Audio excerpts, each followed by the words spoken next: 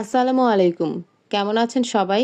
আজ কিন্তু আমার পেজে কোনো রান্নাবান্না বা মুখরোচক কোনো খাবার-দাবারের ভিডিও নিয়ে আসিনি। আজ নিয়ে এসেছি একদম ভিন্ন এবং ভীষণ স্পেশাল একটা জিনিস নিয়ে। আপনারা অনেকে হয়তো জানেন না যে আমি রান্নাবান্নার পাশাপাশি টুকটাক শখ করে নিজের পছন্দ মতো বিভিন্ন গহনা বা জুয়েলারি বানিয়ে নিজে পড়তে ভীষণ ভালোবাসি। আর ঠিক এই কারণে বাজার থেকে রেডিমেড গহনা কিনে পরার চেয়ে নিজের হাতে ডিজাইন করে বানিয়ে পড়ার আনন্দটাই আমার কাছে আলাদা। তো এই গহনা বানানোর জন্য আজ বাজারে গিয়ে একগাদা দরকারি জিনিসপত্র কিনে আনলাম। আর ভাবলাম শপিংয়ের আনন্দটা আপনাদের সাথে একটু শেয়ার করা যাক। দেখুন আজ আমি আপনাদেরকে এক এক করে কত কি কিনেছি সবই দেখাচ্ছি।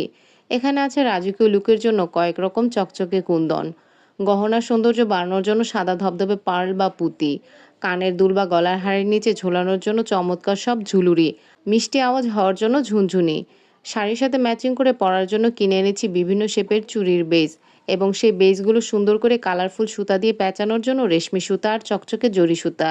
এখানেই শেষ নয়, হিজাবের জন্য নিয়ে এসেছি হিজাব পেইনের বেজ আর নিজের আঙুলের মাপে সুন্দর আংটি বানানোর জন্য আংটির বেজ।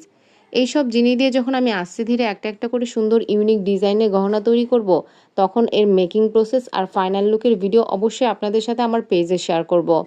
আমার দৃঢ় বিশ্বাস তৈরি করার পর এই সুন্দর পার্ল আর কুন্দনের গহনাগুলো দেখতে সত্যি অসাধারণ লাগবে। তো বন্ধুরা, শখের গহনা বানানোর জন্য আমার আজকের এই কুন্দন আর এই ম্যাটেরিয়ালসের শপিং আপনাদের কাছে কেমন লেগেছে